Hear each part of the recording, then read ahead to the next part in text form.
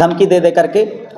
पैसे वसूले गए हैं। एफआईआर में हमने ये भी कहा कि मॉब लिंचिंग की जो धारा सुप्रीम कोर्ट ने बाकायदा 117 जिसमें धारा है 117(4) और 103(2) जिसमें फांसी तक की सज़ा है मॉब लिंचिंग करने पे बनी हुई है, बल्कि बहुत मजबूत कानून बना है, लेकिन लागू करना नेक्सस को ख़त्म करेंगे। हम उन पे जो सख्त कानून हो सकता है वो लगाएंगे, NSA लगाएंगे, और उनके जो लोग उनको सपोर्ट कर रहे हैं, जो उनको फाइनेंशियली सपोर्ट कर रहे हैं या फिजिकली सपोर्ट कर रहे हैं इस ग्रुप को, उसको मैं तोड़ करके ज़रूर जाऊँगा उस नेक्सस।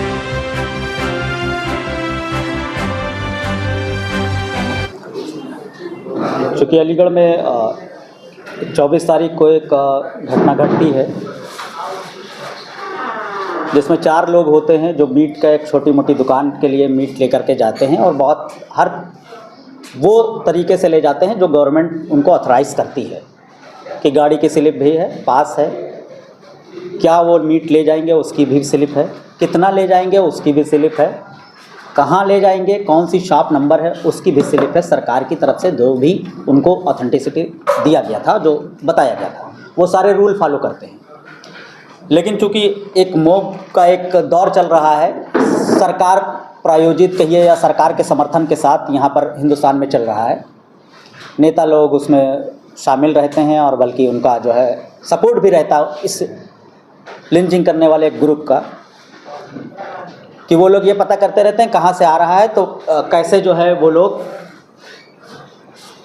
किसी को पकड़ें और उनको बताएं कि ये गोश्त भैंस का नहीं है बल्कि ये गाय का है, और चूँकि गाय एक आस्था का विषय है तो उसको बताते ही वो आम भीड़ भी जो रास्ते में चल रही है वो भी उनके साथ शामिल हो जाएगी।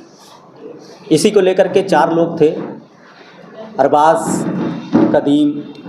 अकील, एक और अकील, 4 लोग थे। बेचारे एक नॉर्मल फैमिली से हैं, बहुत गरीब लोग हैं, रोज़मर्रा ला करके रोज़मर्रा बेचना और रोज़मर्रा की कमाई से अपने घर का खर्चा चलाना।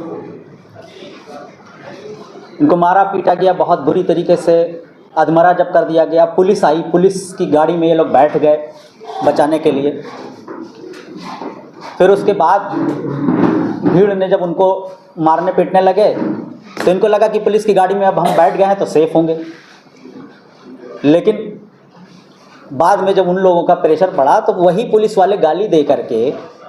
कह रहे थे बाहर निकलो, गाली दिया, माँ की गाली दिया, बहन की गाली दिया, बहुत जो गंदी गालियाँ हो सकती, वही पुलिस वाले भी अपनी गाड़ी से निकलवा दिया इनको और भीड़ के हवाले करके भाग गए।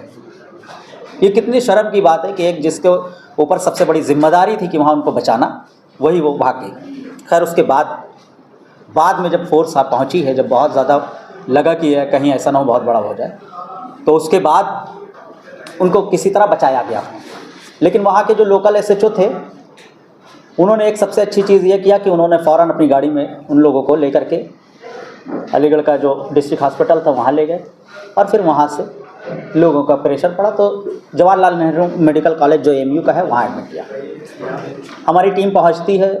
जिसमें मैं भी जाता हूँ, वहाँ लोगों से पूछता हूँ, तो वो लोग ये बता रहे थे कि इससे पहले कई बार हमसे ऐसी ही धमकी दे दे करके पैसे वसूले गए हैं। हम लोग देते हैं डर के मारे कि हमको अपना घर चलाना है, बीवी बच्चों को पालना है, कुछ के तो बच्चे कैसे जैसे तैसे पढ़ाई कर रहे हैं। फिर उसके बाद सबसे पहले जो उनके लिए परेशानी ये थी, वो इस बात से नहीं कि हमें मारा पीटा गया, वो ये कह रहे थे कि अगर मान लीजिए हम यहाँ से इलाज करके ख़त्म करके मुझे छुट्टी दे दी गई, घर जाएंगे, तो उसके बाद हम इलाज कैसे करेंगे, क्योंकि हमारे पास इतने पैसे नहीं कि मैं इलाज कराने के लिए आ जाऊँ।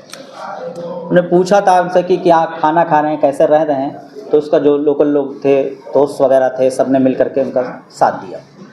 जब पॉलिटिकल प्रेशर पड़ा और सब चीज़ का हुआ तो पुलिस बहुत एक्टिव हो गई। FIR में हमने ये भी कहा कि मॉब लिंचिंग की जो धारा सुप्रीम कोर्ट ने बाकायदा 117 जिसमें धारा है 117(4) और 103(2) जिसमें फांसी तक की सज़ा है मॉब लिंचिंग करने पे बनी हुई है, बल्कि बहुत मजबूत कानून बना है, लेकिन लागू करना वो लागू नहीं हो पा रही है। अगर एक बार लागू कर दिया जाए, एक आदमी को सज़ा मिल जाए, तो मुझे लगता है कि भारत में बहुत सारी चीज़ें रुक जाएंगी। खैर उसको लेकर के 4 डिमांड्स लेकर के मैं SSP से अपनी टीम के साथ मिला, कुछ स्टूडेंट्स को लेकर के गया MU से। उन्होंने एश्योरेंस दिया कि हम इस नेक्सस को ख़त्म करेंगे, हम उन पे जो सख्त कानून हो सकता है वो लगाएंगे, NSA लगाएंगे, और उनके जो लोग उनको सपोर्ट कर रहे हैं, जो उनको फाइनेंशियली सपोर्ट कर रहे हैं या फिजिकली सपोर्ट कर रहे हैं इस ग्रुप को, उसको मैं तोड़ करके ज़रूर जाऊँगा उस नेक्सस को।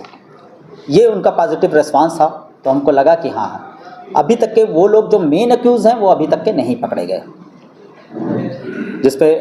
चल रही है अभी बातचीत चल रही है। एडमिनिस्ट्रेशन से भी हम लोग कोशिश कर रहे हैं कि उनको पकड़ा जाए और उनको उनके नेक्सस को ख़त्म किया जाए, जो ये रोज़मर्रा जो हिंदू मुसलमान करने के लिए गाय के नाम पे लिंचिंग कर रही है। क्योंकि FSL रिपोर्ट में बाकायदा साबित भी हो गया, SSP ने FSL रिपोर्ट भेजा था जिसमें गाय का गोश्त का कोई ऐसा सबूत नहीं मिला। तो कोशिश यही है कि जो सिविल सोसाइटी है और बाकी आप लोगों के ज़रिए, कहने का मकसद बस यही है कि जो 2014 से लगातार अभी तक के चली आ रही है वो आखिर रोक क्यों नहीं रही है। क्या सरकार ने ये तय कर लिया है कि नहीं, हम मॉब लिंचिंग जो होगा उससे हमारा फ़ायदा होता रहेगा और फिर भारत के सारे लोगों को भेजा जाएगा दुनिया के कोने कोने में कि जाइए सुख और शांति बताइए कि यहाँ पर ऐसा कुछ नहीं है, यहाँ कोई आतंकवाद है, ऐसा टाइप का कुछ चीज़ नहीं है। इस पर जो सरकार को सबसे बड़ा स्टैंड लेना था सरकार की तरफ से, वो एक बयान भी नहीं आया, लेकिन वो बाहर अमेरिका में और लंदन में बैठ करके और सऊदी अरब और कतर में बैठ करके सुख और शांति की बात की जा रही है और हिंदुस्तान के बारे में कहा जा रहा है। बहुत अच्छी बात है, ठीक है, कहना भी चाहिए, लेकिन सबसे बड़ी जिम्मेदारी ये है कि ये भारत बहुत बड़ा है और यहाँ पर ये सब चीज़ें रुकनी चाहिए। और हम लोग की कोशिश यही है कि आपके ज़रिए कि ये इसको जो भी हम आपको रिपोर्ट PDF में भी दे देंगे और वैसे भी चाहे तो आप ले लें कि आप इस पे देखिएगा कि कैसे मतलब ज़्यादतियाँ हुई उनके साथ और उनके साथ आगे जो हम लोग केस लड़ रहे हैं कोर्ट के ज़रिए वो किस उसमें जो है जाएगा स्टेज में, उसी पर। अगर आप में से किसी का कोई इससे रिलेटेड सवाल होगा तो आप कर सकते हैं। देखिए, जब सीधा मकसद था, क्योंकि वो नाम उनको पहले से पता था उस ग्रुप को जो मारने आए थे कि इनका नाम अरबाज़ है, इनका नाम कदीम है, इनका नाम अकील है, इनका दूसरे का भी नाम अकील है, 4 लोग थे और उनको बाकायदा ये लोकेशन तक पता थी कि कहाँ पर इनकी गाड़ियाँ पहुँची हैं।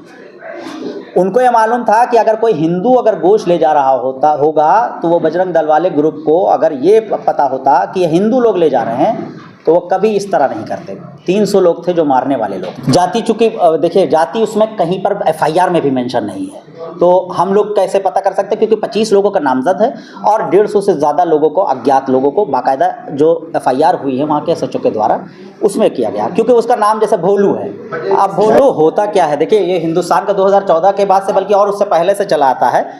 कि जो दंगे हैं, दंगे में वो गरीब, चाहे वो दिल्ली का दंगा देख लीजिए, चाहे यूपी में मुजफ्फरनगर का देख लीजिए, चाहे वो 2002 का गुजरात का दंगा देख लीजिए,